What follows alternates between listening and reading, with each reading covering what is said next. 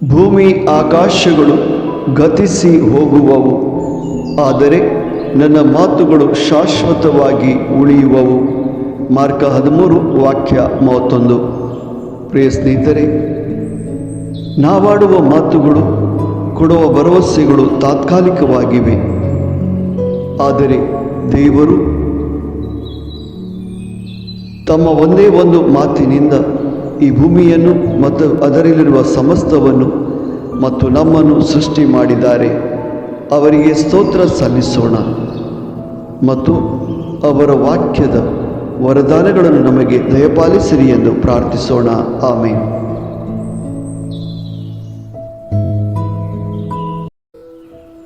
अंतराळ आणि भूमी सरतली, पूण म्हजी उतरां केदींच सरची नात. मार्क 20:13-1 मगचनो. आमची उतरां आनी भरवोसो तात्कालीक जावन आसात, पूण देवान आपल्या एकाच उतरान संवसार आनी तांतलें सर ताणें रचीत केला आनी आमकांय रचला. ह्या खातीर आमी ताका अर्गां दिवया आनी ताच्या उतरांची वासोवणीची कृपा आमकां लाभय म्हूण मागया. आमेन. Heaven and earth will pass away, but my words will not pass away. Mark 13 verses 31.